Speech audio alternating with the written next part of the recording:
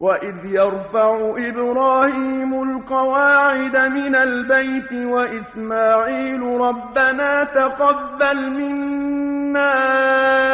إِنَّكَ أَنتَ السَّمِيعُ الْعَلِيمُ رَبَّنَا وَاجْعَلْنَا مُسْلِمَيْنِ لَكَ وَمِن ذُرِّيَّتِنَا أُمَّةً مُّسْلِمَةً لَّكَ وَأَرِنَا مَنَاسِكَنَا وَتُبْ عَلَيْنَا إِنَّكَ أَنتَ التَّوَّابُ الرَّحِيمُ رَبَّنَا وَابْعَثْ فِيهِمْ رَسُولًا مِّنْهُمْ يَتْلُو عَلَيْهِمْ آيَاتِكَ وَيُعَلِّمُهُمُ الْكِتَابَ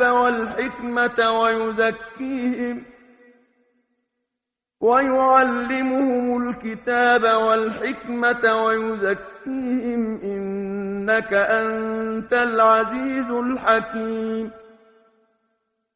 وَمَن يَرْغَبُ عَن مِّلَّةِ إِبْرَاهِيمَ إِلَّا مَن سَفِهَ نَفْسَهُ وَلَقَدِ اصْطَفَيْنَاهُ فِي الدُّنْيَا وَإِنَّهُ فِي الْآخِرَةِ لَمِنَ الصَّالِحِينَ إِذْ قَالَ لَهُ رَبُّهُ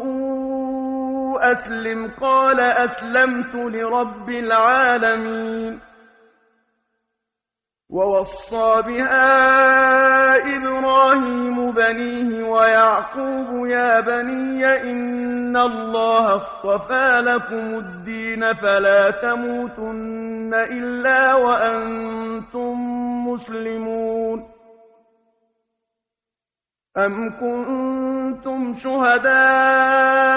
إِذْ حَضَرَ يَعْقُوبَ الْمَوْتُ إِذْ قَالَ لِبَنِيهِ مَا تَعْبُدُونَ مِن بَعْدِي قَالُوا نَعْبُدُ إِلَٰهَكَ وَإِلَٰهَ آبَائِكَ إِبْرَاهِيمَ وَإِسْمَاعِيلَ وَإِسْحَاقَ إِلَٰهًا وَاحِدًا وَنَحْنُ لَهُ مُسْلِمُونَ تِلْكَ أُمَّةٌ قَدْ خَلَتْ لَهَا مَا كَسَبَتْ وَلَكُم مَّا كَسَبْتُمْ وَلَا تُسْأَلُونَ عَمَّا كَانُوا يَعْمَلُونَ